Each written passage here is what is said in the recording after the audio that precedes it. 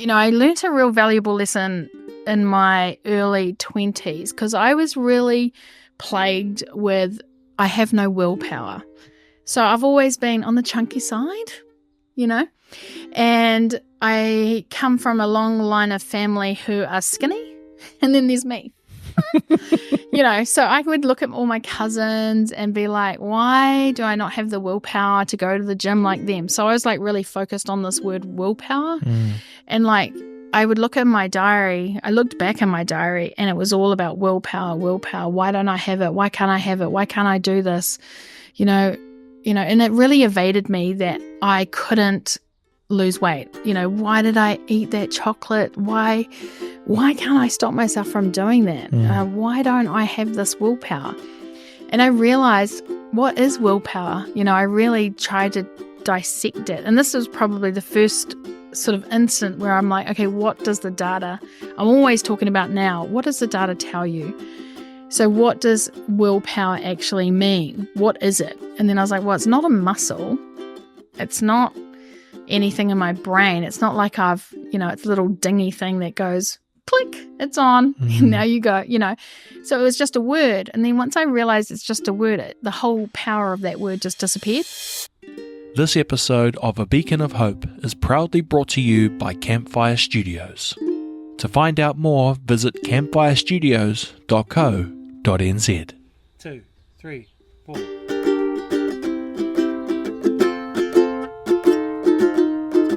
A Beacon of Hope is a podcast that shines a light on the human spirit and explores the power of hope in our lives. Join me, Will Fleming, as I talk to people from all walks of life about where they find hope and how they use it to navigate life's challenges. Be good, be safe, and be happy. Pauline, here we go. We're about to dive into a big topic today. You've told me off camera that my hope stuff's full of shit. So anyway, welcome to my podcast. How are you? Thanks for having me, finally. Yeah, man. And you touch base and you're like, hey, you haven't had me as a guest. And I'm like, oh my gosh, that's often what we do in life, right? We forget the things that are right in front of us. Yeah, I mean, we've been friends a long time, and like, I think it's more me. I'm ready to like, hey. I'm ready to share? Yeah. Not about this subject. Well, before we jump into all of our chat today, like, can you just help the people that view and listen to this podcast understand who you are? Like, how do you even describe what you do? Yeah, that's good. What do I do? I guess if it's in my work life, I am a social media digital director. So I do and e-commerce. So I do everything digitally online. So if it's online, I dabble in it. So like I do campaigns, I help with websites, I help with comms, communication, and in the last few years, I've done a lot of global campaigns and, worked in that space. I'm really good at, I think my superpower is I'm really good at understanding people and how they perceive information or how they will take in that information and how to flip it so that they see more of it. You have a lot of people talking about viral campaigns and stuff. Some of that's a little bit of my job. And then personally, anything that ticks my box, I want to do. I'm quite a project-focused person, so I like to live outside of the box a lot. I don't like to be pegged in as something, so you'll always find me doing some sort of project that's, oh, wow, she's doing this now. Because, I don't know. Well, the question is, what do if you were explaining myself to someone else, how would you say, what would you say about me? That's really interesting. Well, like I said to you today, you're like my hero, because on this current journey I'm on, this evolution of me, it is about taking control of who you are and what you do and kind of not accepting other people's opinion. Always, and like I've got a massive learning curve as I'm realizing, because I can have that new guard up all the time. Yeah. The only ones I don't really have it for is my family, because they've been through this whole journey with me, which is like, hey, we know the version of you which gives yourself out to others in your podcast, and we get the scraps. And so I'm trying to like flip that, where you get the best of me and the others get the scraps on my terms. But it's definitely not a well-oiled machine. What do I think you do? I think you do all the things that are popular now, but like 10, 20 years ago. Yeah. You know, you were like early adopter into making courses, into understanding the online world, selling things online, understanding like, you know, keywords, hashtags, Google Analytics, which are expected now, but you already were there ages ago. I feel like I am an early adopter, and like, you're right. I was doing courses and making money 10 years ago, and no one was like, what? You do that online? Like, no one believed I could do that. So I'm sort of, and I could see the power of Facebook marketing before anyone else. So I was like really the early adopter on Facebook marketing for businesses, showing them how they could. I was the early adopter in Facebook groups. And that's what I went overseas and spoke about, you know, the power of community. Like, everyone's going to move into Facebook groups, and that's going to hold our communities together. So I built a whole lot of community location groups, and that was like really powerful back then as well. It's still to this day, a lot of people will use their location group to find out what's going on in the community. So I was a real early adopter there as well. And that may be where we intersected, because I was an early adopter of podcasting. Yes. And this was before the word meant what it means today. Yeah. I think when I first met you, podcasting meant a piece of audio that is uploaded via an RSS feed. And if you have enough data on your phone, you can download it. Yeah. You know, and now it means, well, content for YouTube, snippets for social media. And so that's kind of, you know, that was a real cool thing kind of bumping into you, because, you know, who knew that 10 years later we'd be sitting at the table talking about the topic of hope. Hope. Yeah, I mean, we used to go for chicken, you know. We would do the podcast together, and then would go out and those are my fondest memories, just spitballing together over fried chicken. And we both, early adopters in audio. Like, audio is so powerful now.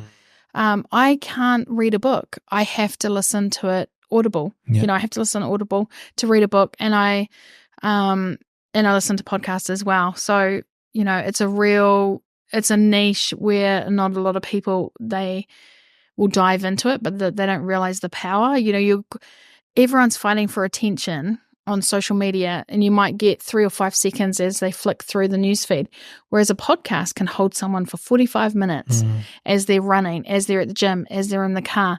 And that person who's running that podcast has more influence than, you know, scrolling and seeing someone for 3 seconds in the newsfeed. 100%. And like, my problem though, as we talked about before we started recording, is like, I don't care enough about how do I get to those people. So that's my bottleneck. Yeah. I just make it like they would be there. Yeah. You know, but I need to be a bit more strategic. So, you know, we can talk about that offline. Yeah, you're telling me I don't want to do. I think it's understanding what your power is. And as I said before, your power is your curiosity. I don't have it. I don't care enough about certain subjects, but you do, and you have the ability to pull that out of someone. But you just need to have someone in your team that is strategic and can see the gold in each individual podcast, so that they can present it to the people so that they can see it. Yeah.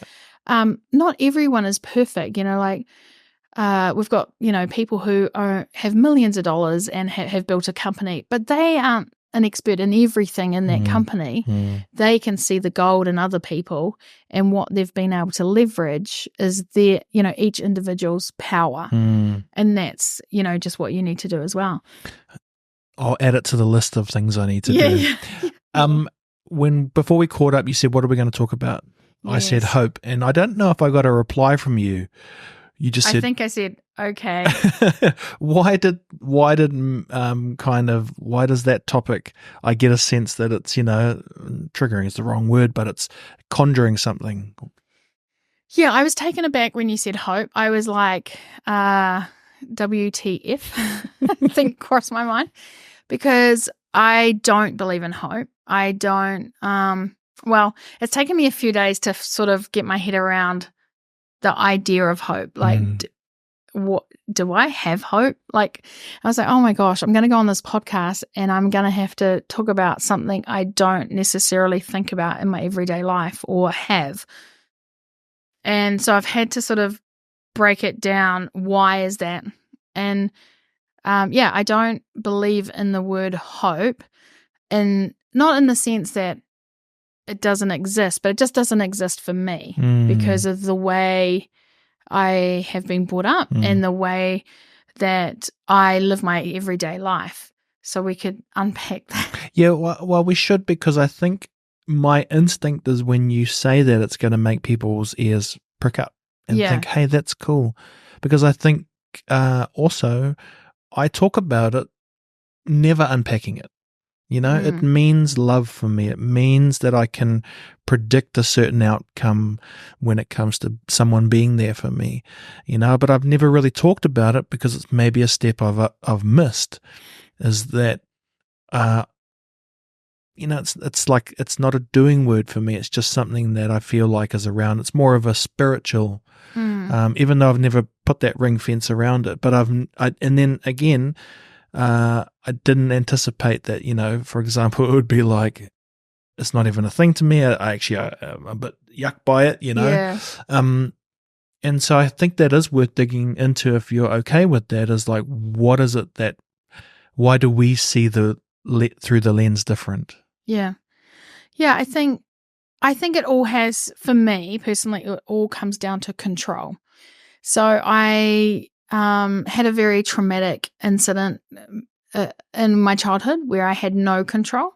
So my later years, I like to control everything. Like, I'm constantly being told I'm quite controlling, not to other people, but in the things that I'm doing. I like to have plan A, plan B, plan C, and very much plan E, F, and G. Wow. You know, I want to know if this happens, okay, then I'm going to go to this. If this happens, you know, then I'm going to go to this.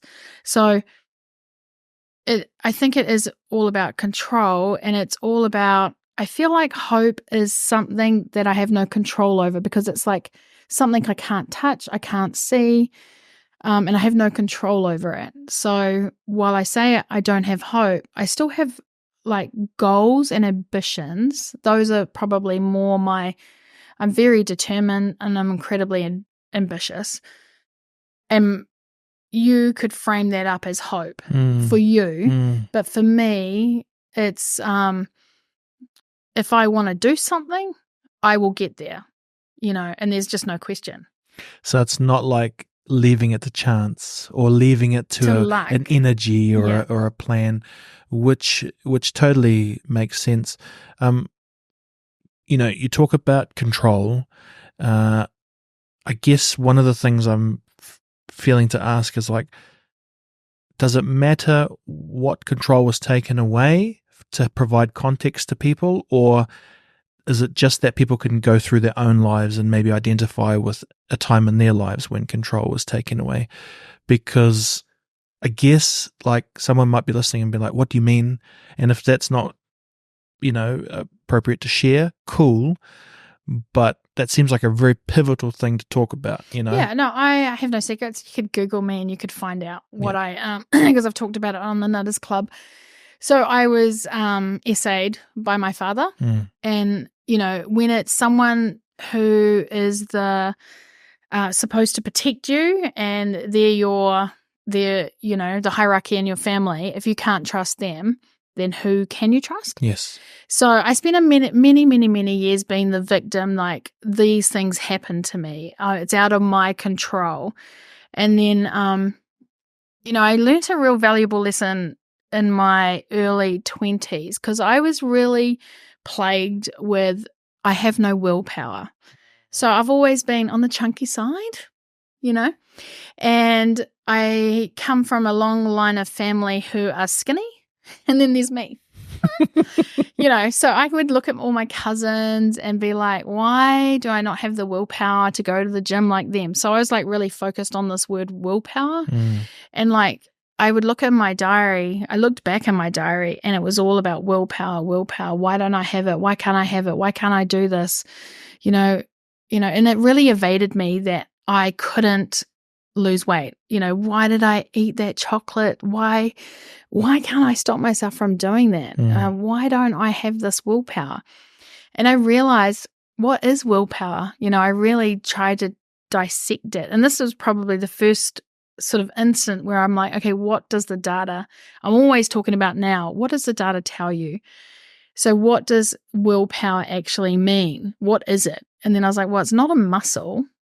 It's not anything in my brain. It's not like it's a little dingy thing that goes click, it's on. Now you go, So it was just a word. And then once I realized it's just a word, the whole power of that word just disappeared. And I realized, it's actions.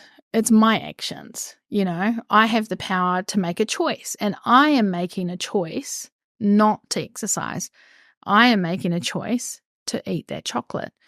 And that took away this word that I couldn't reach or touch and then put it back to myself. And so that has sort of propelled me, in my life. I look at things and go, can I do this? What are the actions to get me there? And I think it all ties into, as well, being self-aware. It's being really self-aware of my actions, of who I am, who I'm talking to, how I'm behaving, and what I'm doing. So I've got this, not a power, but I've become really attuned to myself and being self-aware in the way that I act and react, and having that control. So I'm not talking about control of other people and control of situations. It's really the control of myself and my actions. So, there's a few steps that in my progress to overcome SA, to become who I am. And I've probably gone the whole other way because I probably need help. But do you know what I mean? But I've used it as my way of forging out my life and controlling my life how I want it to be. Yeah. And I've always been, well, yeah, we could do the 9 to 5, but what else could we do? What else? I don't want to be sitting at a desk 9 to 5. I want to be making money online while I sleep. Now, how do I do that? Okay, let's unpack that. So hope for me is around the actions I take. Yeah. And I don't give it my energy in the hopes that some luck is going to come along the way and woo. Yeah. Do you know what I mean? Oh, I absolutely am standing with you, because I'm understanding what word I've been saying. Yeah. And it's like an invisible thing to me because I don't have those experiences. So I've never had to grapple with the meaning of things, But it's funny because I call the podcast a beacon of hope. So I always imagine the guest puts something out there so someone might be able to grab onto that. Yeah. But I never said that to you. No. I just said we're talking about the topic. Yeah. But really we're talking about, those things you're saying someone could grab onto and add it to their toolkit. And they're unconscious things for me because I've just had them, but I'm enjoying learning about that through your story because it's helping me put into context my story. Yeah. Which is, I don't want to aimlessly go through life with that perfect job will happen. Yeah. People who love me will come into life. You've actually got to have a plan to go get those things. Yeah. And I want that.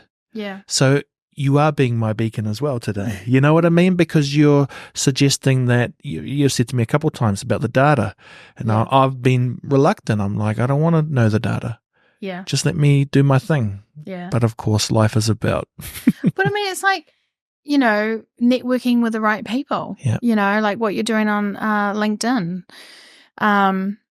You're influencing some sort of outcome you want in the future. That is strategic, and that's what the data tells you. So I think while I talk about that I don't have hope, it's not. I sort of manifest I do manifest, and I was wanted to say something it's just because I'm so stupid. I stupidly believe that I can just achieve anything. And it's a stupidity. Because honestly, if I really thought about, like I've just built a house in Tonga. And, one night my husband and I were just like having a conversation. This was pre-COVID. This was like November before we had our first lockdown. And I was like, we have land. Let's build a house. How hard could that be? Because I'm stupid. I have no perceived idea of actually how hard. I would rather jump in and take the journey of all the hardship than actually know how hard it's going to be. I'm just hearing you talk, and if I edited in the word instead of stupid, hopeful, it would still make sense, right? I'm hopeful that it will work out. Yeah, I guess so. I don't like that you'd want to do that. But it's funny because you've got to go to the other side to have such a negative word to almost like give permission that it's like taking control of your own environment is very difficult, you know, and that's if everything's gone well. Yeah. You're talking about... I always go to the negative, actually, now that you've just said that. I thrive on people telling me what I can't do. Which is so interesting. Yeah. So, like, throughout my whole career, people have looked at me and been like, you can't do that. You're a single mum. How could you pull that off? And I'm just like, well, let me show you. So I use the negative in a positive way. And I had someone else point that out to me. You're really good at like overcoming, being the underdog and overcoming. Is there anything to unpack there? Because how does someone use their negative? Because it seems that it is too much for some people, right? We see that in some of the other data around mental health, around suicide. And I guess, like, is there any kind of things that you've analyzed in your story that helps you use it as a fuel? Go on, then tell me what I can't do. I'll see you on the other side type thing. Yeah. People who are watching this and see that and they'll look, put me up on this pedestal. But I have depression. So I struggle every day. I have imposter syndrome. I doubt myself all the time. So, you can't sort of like, oh, wow, it looks so easy for her. It's not. Like, I agonize over every decision. But I think what I've learned is I trust my abilities. So I have tested myself over and over again in the abilities that I have. And that's with the campaigns. And I learn everything. So if I don't know something, I'm going to go find out what it is, how to do it, and then test it out. Like I was telling you about, I don't know much about Pinterest, and I've had some clients ask me to do some Pinterest strategies, and I've said, look, I can't. I could write you a Pinterest strategy, but I've not tested it myself. So unless I've tested it and worked out how to hack it to get to where we need to go, I can't sell that service to you. Other people would. They're just like, oh yeah, this is what you do. But I need to be able to do it myself so that I can say wholeheartedly, this is what worked for me, and I think this is how we can do it for you. So it's all about trusting yourself. And when you have been, your control has been taken away from you because of SA, there is no trust. How did that happen to you? How did you let that happen to you? And a lot of your youth is, if anyone found out about this about me, they wouldn't want to be my friend because that happened to me. So I spent a lot of my time in my younger years hiding myself, and hiding who I was because I didn't want anyone to know that had happened. So I really had to learn my whole childhood and my teenage years, later in my early 20s, while I had a child, so I had my my child at 22. So basically I was growing up while having a child myself, learning. It was a good spot. It was really good because I got to learn with my child and then trust myself. And that was like, I was talking about this in my book. That was the first time that I replaced SA as me as a person to mother. My new title wasn't damaged, wasn't depressed, wasn't victim, wasn't a waste of space. Suddenly my new title was mother. So that title helped me be the best mother I could. That was my first role that I could take seriously, and I took it really seriously. I read every single library book there was on how to bring up children. So it's all about trusting yourself and being self-aware of your actions and unpacking things like, how did this happen? Like, how did this situation happen, and what are you responsible? Like, not hiding from your own truth, because sometimes we just like, oh, that just happened and it's their fault. But what did you do for them to react in that way? So I have no idea what the question was now. Well, hopefully if Did I answer? No, absolutely. And you know, we want to be able to blur those lines so there aren't questions. We're really like going deep into these chats because that's an area, if you ask me what I really believe, is I believe that people are supposed to do this. Yeah. And that when we do, like I read a study about our heartbeats presumably syncing up right now. You know, they're beating at the same thing because we're starting to picture the story the other one's telling. Oh, yeah. And I love that idea because it seems so ancient, you know, that before we had, that's why I called my business Campfire Studio, because I'd like to host campfire chats, That's cool. you know, and that if you look at, I guess, the body of psychology in that, and counseling is about people talking. Well, why can't we do that through podcasting, you know? And actually, I think that's why I love it so much, because it gave me a space to get to know people and to talk to people and like network or hang out outside of like pubs and clubs. Yeah. You know, because that seemed to be the only way to like connect with people. And I didn't want to do that when I was a young dad and a husband. I want to be able to have these insightful chats yeah, so I don't really care if you think you've answered questions or not, because I think we're starting to head down that road, which is just a really interesting connection, you know? And like, you know, that's why I also think it's quite tricky when you talk about words and that words kind of don't have power, because I see podcasting as like quite a spiritual experience. I don't mean religious, but I feel like there's an energy built when you have a chat with someone, a good chat, you know? Yeah.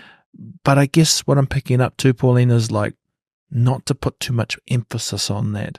Really it's about me and you deciding to be here, to have this chat today, to try and offer as much value to each other. Yeah. And it doesn't have to be spiritual. It can feel good, but it's also like, because I'm that person who will like, oh, maybe it's about this and we can float down this pathway, you know? Yeah. So it's, I think words do have power, especially when you're conveying words to other people. I just think you just need to be aware not to put all your energy into a word where you have no control. I think that's probably my take on it. Like I'm very optimistic. Like why don't we do this? You know, like I've just convinced my husband to build a second house. There you go. And he's like, really? Yeah. And I'm like, yeah, let's do it, you know? And that stupidity comes in. And I almost forget. What would he say about you, though? Would he say you're optimistic? Would he look at you and say, that's a hopeful person? He would no. He would not say that. I don't know what he would say that I am ambitious and driven, and both of us are very kind-hearted, you know, and because we give a lot. We're not really into building this wealth just for ourselves. We're building it for our whole family. But yeah, he would probably say I'd like a break because I come up with the ideas and then guess who has to execute them? Mate. He does. You know, he's like, I was like, oh, I've just found some chairs off, because the whole house is totally like 98% recycled. So everything in the house, my husband's had to pull out of a building, you know, or we've had to trips around New Zealand, Auckland to get, you know, stuff. But yeah, I think I think it's just, and it all comes down to, we've talked about the word legacy, and I go back to legacy as well. I want to leave a legacy for my kids. I want to teach my kids through my example of how to work hard. And, my son's 25 now, and he has Stargardt's. So he is partially blind. He will go fully blind really soon, and it hasn't stopped him. It's just, this is what life has served me up. So how do I manage this? And, he's found ways to, he went to pastry school, became pastry chef. He's an amazing chef, makes a lot of cakes. I was a taste tester.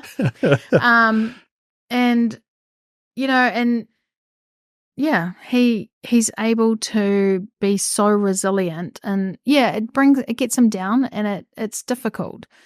But it's not the end of the world. And I think, one of the real lessons for me was life is hard, and no one is going to get through this life without hardship. And everyone's hardship is different to how their childhood or whatever's given, and I know there's you were talking about it before, guilt because you had such a beautiful upbringing and you didn't have, I don't know if this is true, if this is what you meant, but you didn't have hardship. So you feel guilty because you had a beautiful childhood. But these hardships for you are different to my hardships, but they're still hardships. They're still different on the scale of, just because I've had it a little worse, it doesn't make it any difference, because it's what you've gone through as well. Yes, but there is something that I've had these chats with people around. I didn't have my control taken from me. I've had to deal with things as an adult, the war of life, and things have happened, and I'd say very hard things. But I'm growing then. Yeah. So I looked at it through a growing lens, and I think this is going to sound wrong. I'll just say it, and then we can work what I'm saying. Yeah. Because I didn't have those hard moments as a child, I sometimes feel it's left me ill-prepared to face the brutality of the world. And that can be challenging, in a different way, but almost overwhelming. That's your hardship. That's right. That's your lesson there. So no one can go through life without their own little lessons. But, I mean, if you're self-aware, you're aware something bad's going to happen. Absolutely. You just can't. We had an issue with one of our containers, and the company that I was dealing with went into receivership, and we had to repay the container again. And I was unpacking it, how did this happen? And then I realized we had sent 20 containers before with a different company. We switched containers on the last one, but we'd had 20 containers we'd sent, no issues. So it was about time something went wrong. Do you know what I mean? You can't have perfect all the time. Yeah. Life doesn't work like that. That's right. So you've just got to know and be flexible enough that things are going to happen. And that's why I have plan A, plan B, plan C, because there will always be something that goes wrong. I did the campaign for Eden Park to get concerts at Eden Park. That was one of my campaigns. And COVID hit. I had to rewrite my strategy. The plan could not work as it was because everyone was at home. So we had to rewrite the strategy, rework it, and it worked out really well because we have concerts at Eden Park.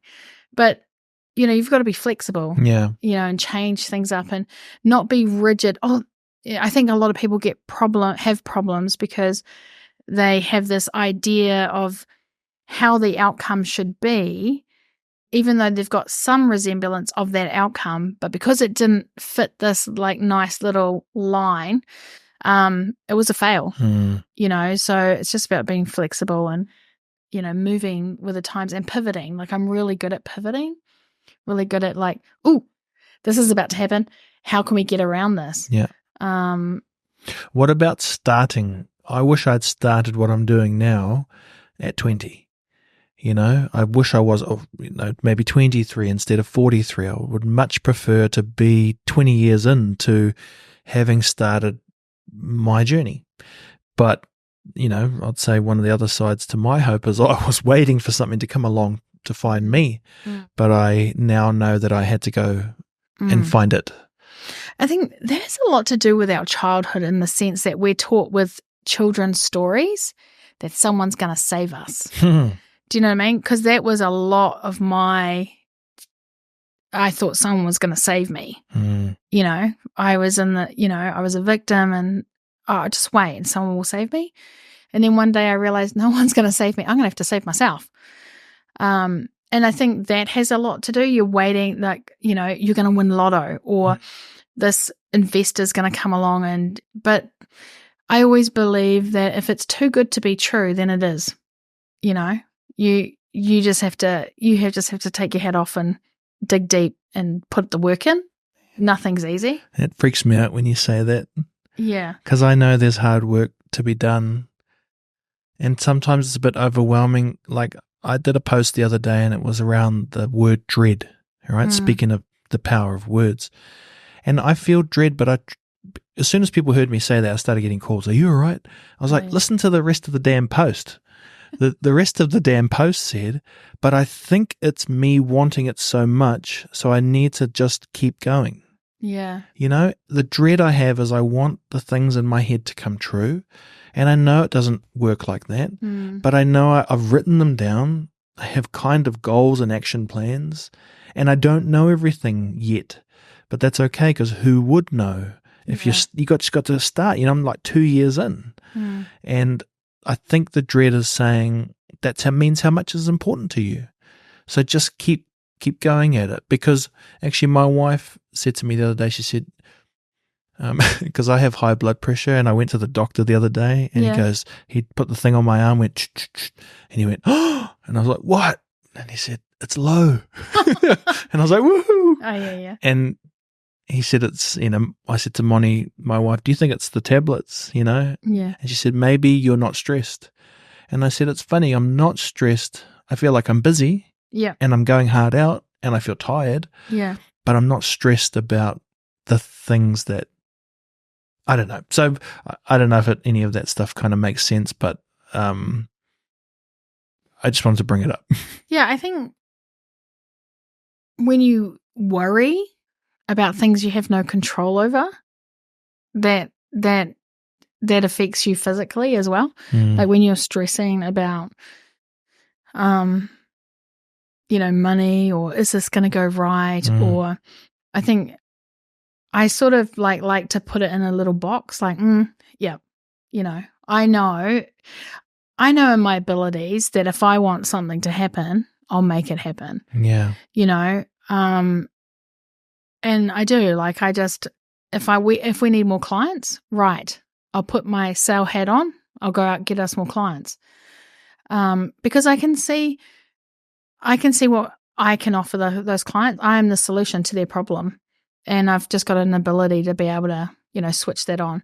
And I think in my personal life, I mean, one of my biggest issues, one of my biggest problems is I don't switch off. Like, I love to work. And when I don't work, I don't know what to do with myself. Like, I literally don't know. Like, it's an on or off situation with me. I'm on, and when I'm off, I'm like, okay, I'll sit on the couch and watch TV. Like, I just don't have an on and off switch. So, you know, while I work really well, I don't know if it's healthy. While I work well in this space, I'm really trying now, because I've got a 2.5-year-old. I've had a child late in life. Surprise. No, you're not going through menopause. You have a child. Yeah, so our gorgeous little daughter came along, and that was a bit of a shock. So I've like had to reinvent myself, and it's been a real struggle. Like, I was on this I can't say that word. I was on this roadmap in my mind to travel the world and do massive global campaigns. I was just on the cusp of leaving to do that. And then my husband popped into my life, and I was like, oh, okay, I can have it all, you know. And then our daughter came along. So it totally rocked my world. You know, I can't be that high flyer around the world, fly around the world and do all this stuff. So I had to totally reinvent myself and be And that's hard. Like that's when you think of yourself one way. Yes. And then suddenly it feels like you're going back in time and now you're just a mother. And it was interesting how other people reacted to me. Like, one, they're horrified that you're having a baby at 44. Are you insane? Was that an accident? Oh, yes, of course it was. And then losing friendships. Like, that was one of the biggest things that I never thought that would happen. Like, I lost a lot of my close friendships because they obviously have children who are older, or they didn't have children and couldn't understand why my time was taken up with this child. So there was a lot of reinventing myself and recalibrating my brain to this new way of me. And it's taken 2.5 years for me to adjust. Yeah. Like, I've gone through, I probably had I did have postnatal depression, and that depression merged into, where do I fit in this new world? Yes. And it's taken me a while to, like, I don't have to fit. I can make my own world, and get back that charisma that I used to have. Like, okay, well, what does this look like? Yeah. We've built a house in Tonga. We have a house in New Zealand. What do I want? Well, I want both. How can I have both? So my husband and I are very much trying to work out how we do that, how I can fly between, because our house in Tonga is amazing. It's beautiful. And I want to be there.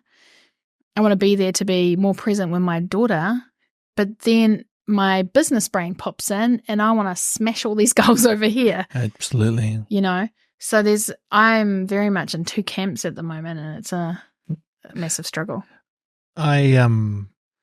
Do you know who Rick Solizzo is? Does that name ring it? You know, the guy did Sports Cafe? Yes. I watched the podcast he was on the other day with Dom Harvey. Yeah. And I sat there and so Rick Solizzo was the All Black manager in 1995. Huge touchstone moment in New Zealand. Yeah. He did Sports Cafe, which was massive for 10 years. He did Crowd Goes Wild, which was massive. And now he's on this podcast talking about what's next. Yeah. And I'm like, dude, you've had 3 things that people would give their lung for. And it actually was a bit overwhelming for me, because I'm like, if that dude's got to reinvent, oh my God. Yeah. But that's the type of creative that you are. That's the type of person you are. You are constantly, I'm project focused and I'm ambitious. So, you're like, oh, wow, you've done so many amazing things. I forget. I literally do forget. Podcast award. Yeah. I still get surprised by the podcast that we did. People come up and I love it. I almost get oh, why is this person talking to me? Yeah. And they're like, I just want to tell you that your podcast with your son changed our whole family dynamics. And we did it for that reason. We wanted to have something, an educational piece. This is our journey and this is what I had to learn. And it was it was really good for me and my son's relationship, because in the sense that he had his own ideas of what he thought I was thinking, but I was very much protector mode, let's do the right thing. And he was very much, I talk about this, my son's transgender, just for you guys who don't know, my son is transgender. He came out at 15 and I knew nothing about, anything. So I had to really go on an education trip. But when he told me he wanted to transition, he was at the finish line. I want to do this, I want to do this, and I want to do it next week. Whereas I'm like, what is a transgender? So I was at the beginning of the journey and he was at the end. So we had to go through a process of, but everyone's so scared about it. Everyone, and it doesn't need to be scared. I always took it back to branding. He's just rebranded himself. On the outside, you would never know. And people still don't know that he is, if they meet him, there's, he worked at a job at a cafe for a whole year. They never knew. I was like, well, don't you Google your staff? They were asking him, why is he, how did he win all these awards and why was he on a transgender podcast? How did that all happen? And he looked at them, he was like, because I'm transgender. And it didn't bother anyone in the cafe. No one blinked an eye. but it's like if you don't know, you don't know. And why would you know, So, yeah, having families and mothers and, grandparents come up to you and say that it was just very practical, I was able to explain it very simply, and it wasn't this big scary thing, because it was a big scary thing for me, because there was no one out there talking about it in a positive light. It was all negative. And Joe's transition was really easy. It was very non-eventful. We didn't have people doing, some of the stories that you hear now, all the negative stories. We had very positive stories. And and that podcast won awards all over the world. And I'm just like, oh. But you've moved on. I'd moved on. Yeah. And so that's a character piece in you, what's next? Yeah. Same with him. He's like, well, what's next? Because you're project based, you're focused. I want to do this. I want to do this. I want to do this, And the same with my book, hitting over 4,000 copies. I was very focused on hitting 1,000, because in my mind, if 1,000 people read my book, and it's not a big book, it's an ebook on how I've made money online. If 1,000 people bought it, I must be a good author. Like I could call myself an author, and it's not. Yeah. And I got to 1,000 and I was like, oh, okay, done. And then I was surprised the other day that I've hit 5,000 now. Like, I was surprised I'd hit 4.5. And I was just like, wow, 4.5 people have read my book. Like, and I can see the comments coming in, and I get people messaging me all the time. Like, it's not so much about the information you gave, but it sparked my creativity and the things that I can do. Is there an audiobook of it? No. Well, you just said you listen to audiobooks. I listen to audiobooks. Can we just do one? Yeah, probably could. Just so I can hear it, because I'm like, I think I'm dyslexic from growing up, which is why I do podcasts. Yeah. So can we just put that on the list? Are you? Well, maybe that's a whole new business idea. Okay, well, it's books. Yep. There you go. Yeah. Boom. Yeah. And I've got another idea about books, so I have to tell you this after, because you're an author now, and I'm an author now. I've been looking for an author. Oh. I've got a really great idea for a book. Oh, I can't read books. I'm terrible. No, but I'm trying to read you write them. I'm terrible. No, I'm trying to write my second book, and I'm so bad. Yeah, but this is going to be a great book. Oh. Yeah. So, we've covered a few bases here. Yeah. Life's tricky. Life's a war. At the moment, I'm building, on my Instagram, you can put highlights. I have a highlight reel that I watch. I try to watch most days. And they're all just little short clips that I found online that basically talk to wake up every day and go to war with life. It's like it's one of Sly Stallone saying, sometimes you just got to grab life round the neck and not let go till you get what you want. Yeah. And this is not how I talk. This is not how I think. My world is very hopeful and nice, and I'm trying to armor myself with what happens when my bank account is really low and I've got to resist trying to go back to work. Yeah. Where I've got to put that energy into more sales. And I feel like I'm very vulnerable. Because it's gone all my way at the moment. I've got clients who are responding. I got a bit of funding to develop a podcast course for schools, which you graciously gave me your time to give feedback on. It's at NZQA now, cool. Getting approval. So thank you. Owe you for that. But I feel like what happens for 6 months if things dry up and there's nothing, where's my steel going to come from? And I don't have that, Pauline, I'm probably even too embarrassed to call people and say, what did you do in these moments? So I'm trying to get ahead of it to being like, absolutely, I'll be there. And I don't want to crumble and go back to the safety or perceived safety of being under someone else's thumb. Yeah. I can totally get that. And any business owner would be in the same, they have that at the back of their mind, what's going to happen in 8 months? Is this going to dry up? In the news at the moment, we're always hearing there's a recession, people are losing their jobs.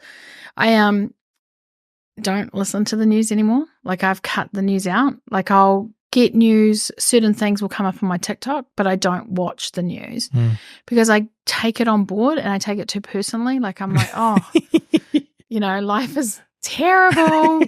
This is never going to work out. Why bother? So I think, there's a few things I would say. It's one, surrounding yourself with people who inspire you and keep you in the creative keep you creative. Like that's a really important thing. And like I always talk about being self-aware who's around you as well and who's bringing you down. There's people who love to say no in this, no, we can't do that. No, we can't do that. I cut them out straight away. I'm just like, well, yes, we can. It's how we find out how we can do it. I'm like, well, don't say no. How can I do it? I would cut the no people out. Not, and they're saying no. I always find they're saying no because of their own personal perceptions of themselves. They're too scared to think outside of the box. They were taught this way, this is the only way. Yeah.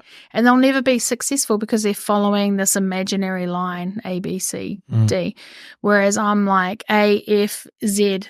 Okay, let's go back to B. Let's get some P in and, we'll finish at S. Yeah. There's no straight line in business. It's just about, I think I'm always talking about what's our bread and butter.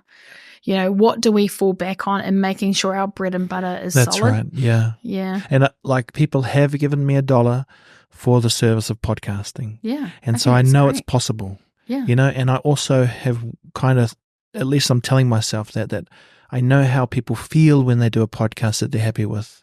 If I'm not involved, I might be sitting at the producer desk and I know the feedback they've given me. So it's like, I know the cause and effect of it, and if I just believe that if I network with enough people or if I get myself out there enough or I do a good job, someone will tell someone else. Yep. And then there's a new lead coming through, and keep developing other areas, keep becoming more ambitious, keep surrounding myself, which is like we haven't seen each other in like over a decade. I know. In real life. And I'm like so thankful and so excited to like catch up because,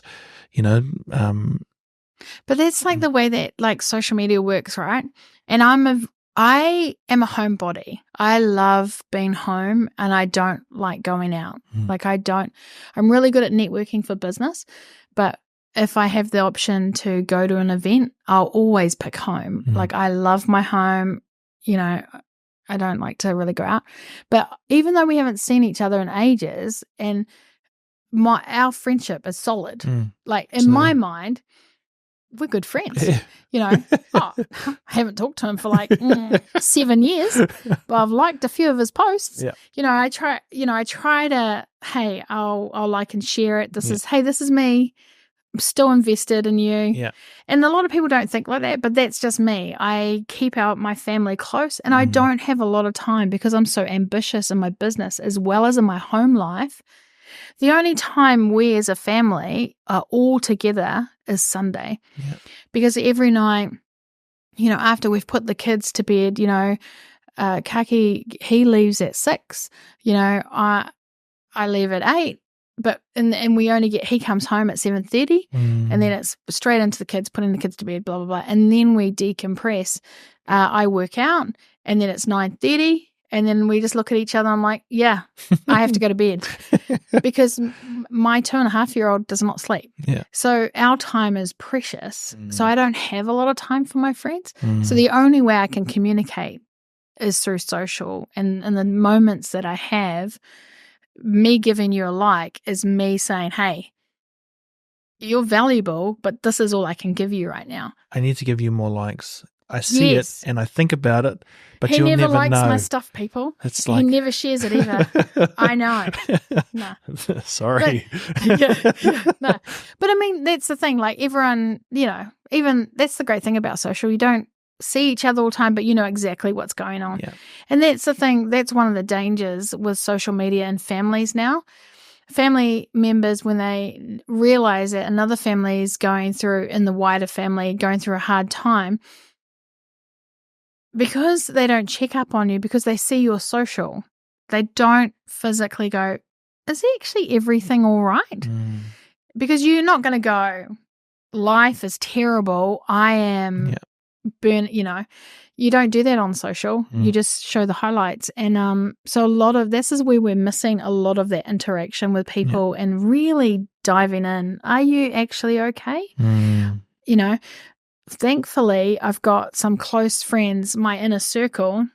If I'm quiet on social and you don't see me, you come into my house running, you know, because they know that's the first thing I do. Once I'm in a bad space, I pull back from social. You won't see me.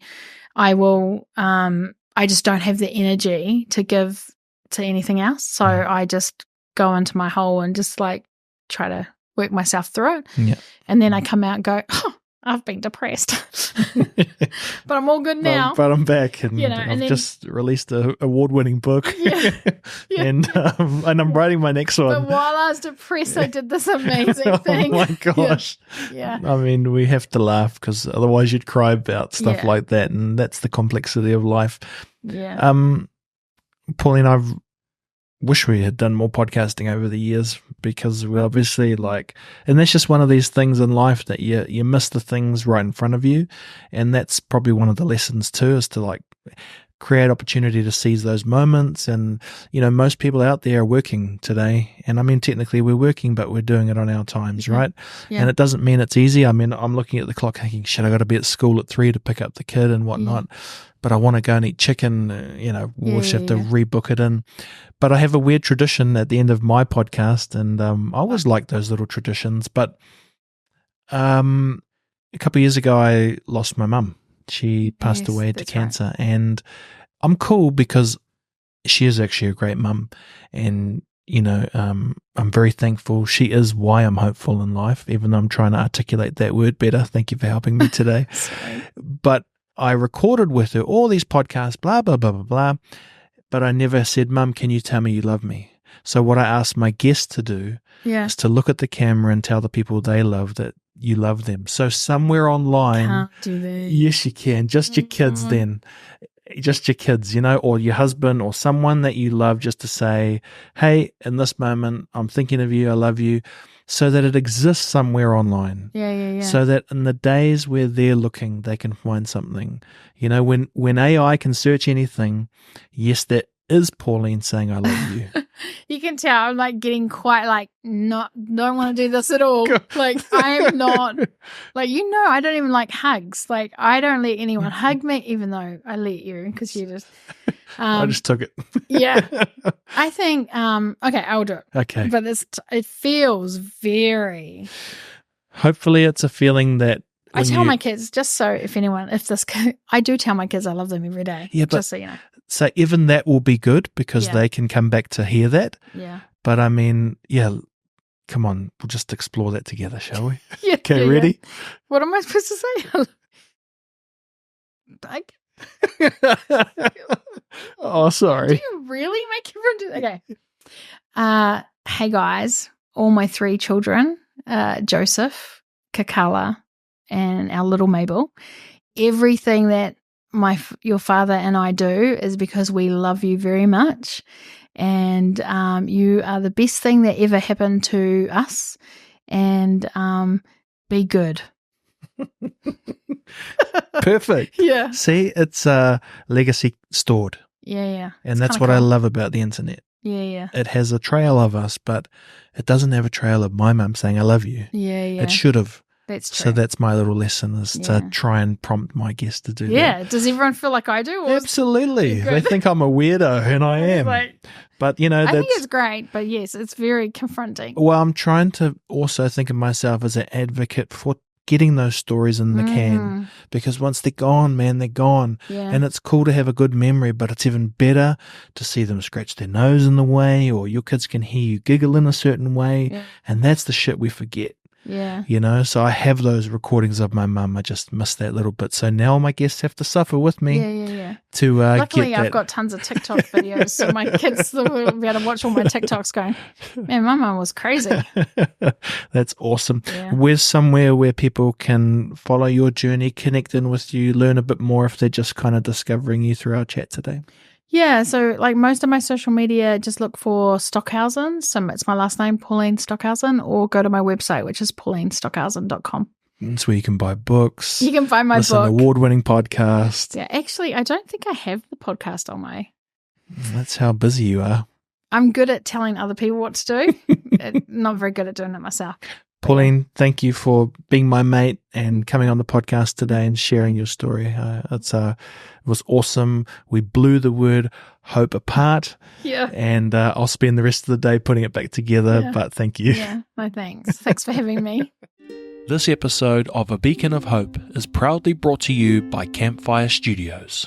Campfire Studios is an impact-led organisation amplifying the voices of Māori and Pasifika communities via podcasting and video content.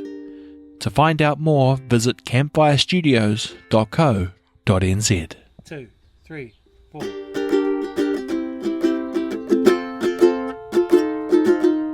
Thank you for tuning in to this frequency of hope in our podcast today.